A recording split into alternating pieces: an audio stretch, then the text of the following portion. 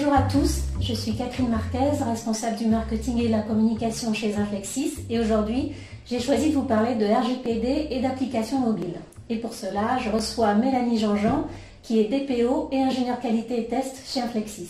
Bonjour à tous. Alors dis-moi Mélanie, ça veut dire quoi DPO? Alors tout d'abord, c'est soit DPO en anglais, Data Protect Officer, soit DPD en français, Délégué à la protection des données. Ok, et alors c'est quoi le rôle du DPO? Une des missions du DPO est de contrôler le respect du RGPD, donc le règlement général sur la protection des données.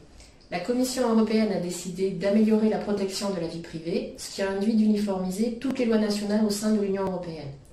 Le RGPD est entré en vigueur en 2018 pour nous permettre d'avoir plus de contrôle sur nos données personnelles. Le DPO doit coopérer avec l'autorité de contrôle, en France c'est la CNIL.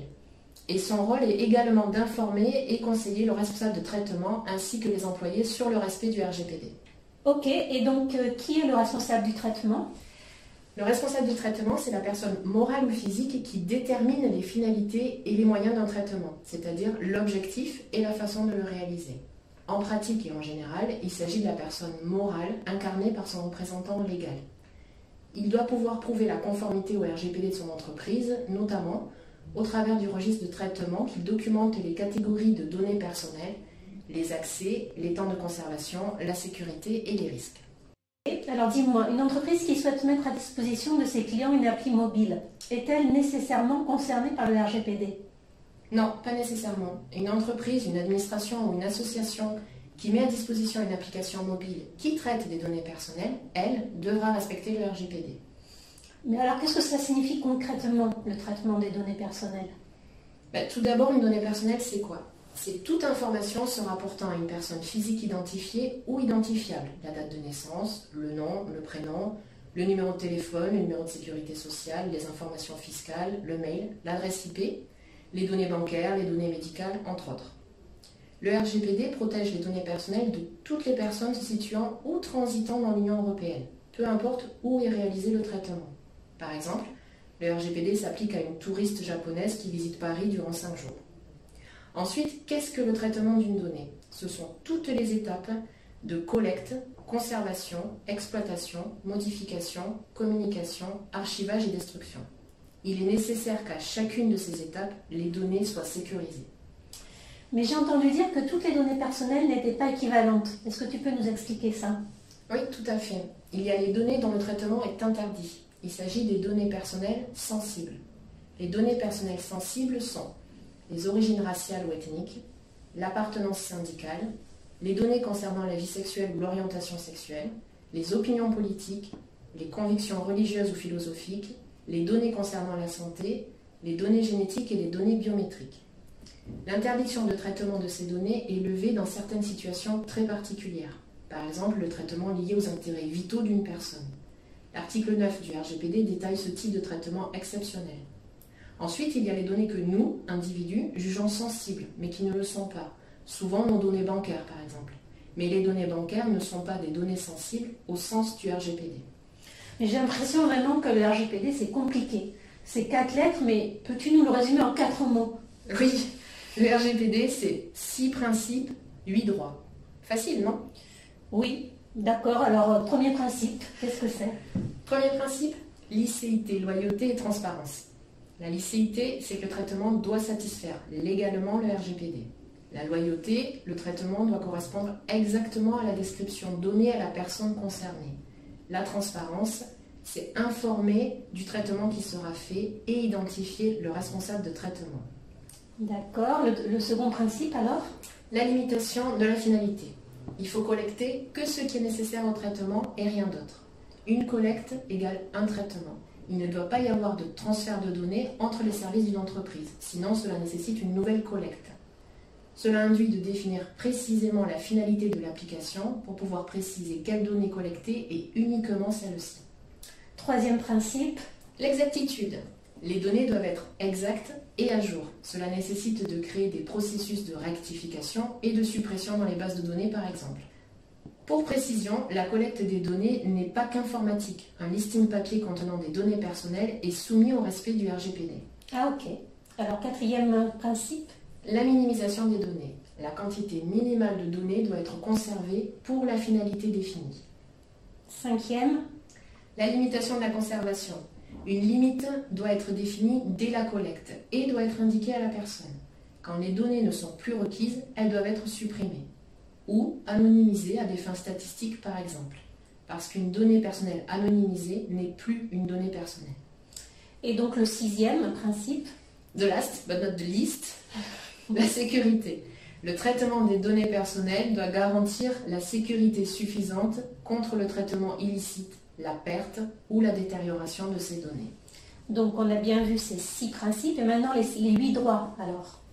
Le RGPD définit les 8 droits que nous avons tous d'être informés, le droit d'accès, le droit de rectification, le droit à la portabilité des données, celui de contester, le droit d'opposition à une décision individuelle automatisée, par exemple pour les crédits, l'assurance, y compris pour le profilage des cartes de fidélité, le droit à la limitation du traitement et le droit à l'oubli ou droit à l'effacement.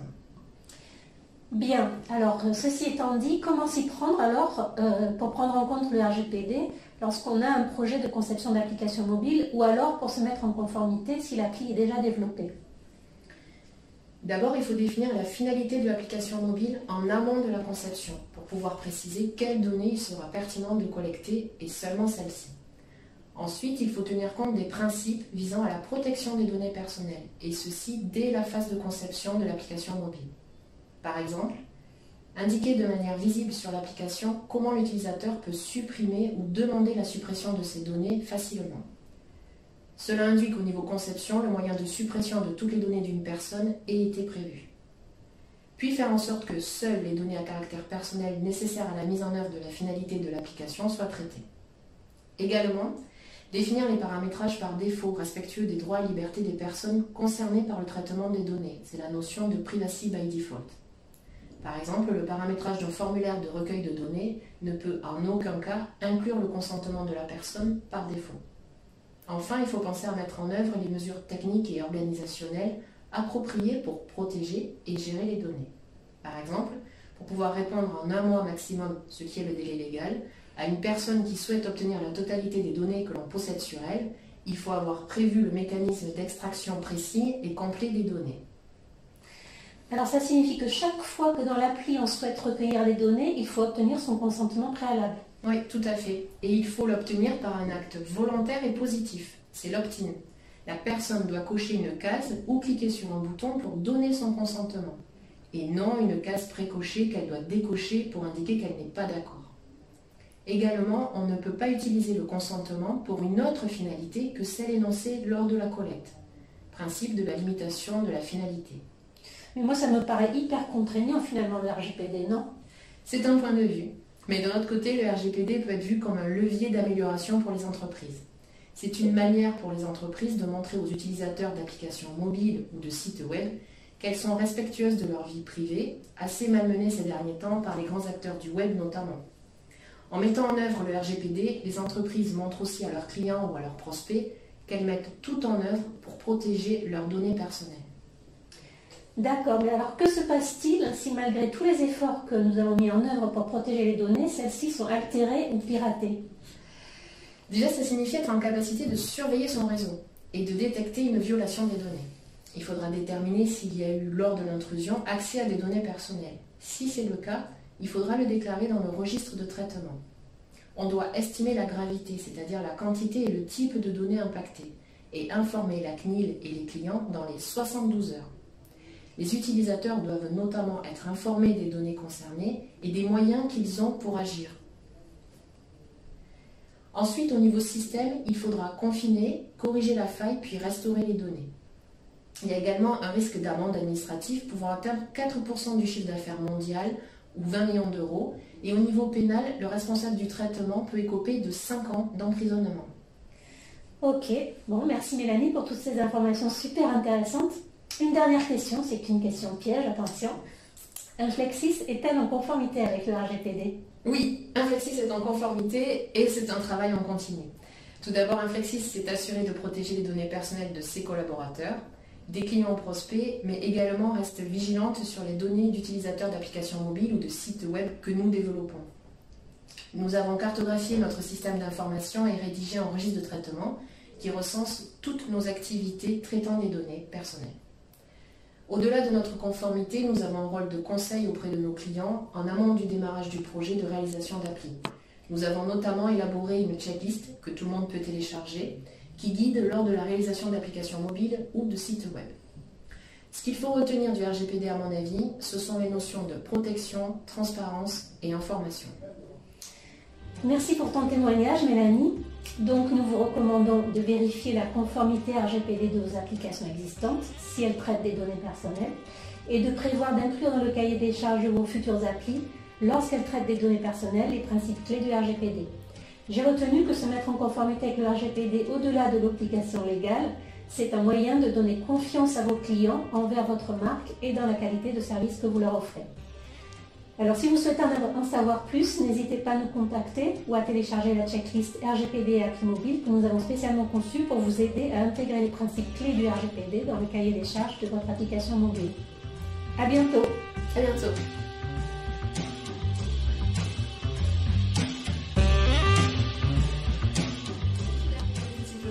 Moi, je l'avais gros grain d'orge. Ah ouais, c'est plus dur. Gros grain d'orge, quand des gros grain d'orge dessus. Oh, gros grain d'orge, je me dégrogradorgerai quand tous les gros grains d'orge se dégrogradorgeront. Mais je crois que je le dis.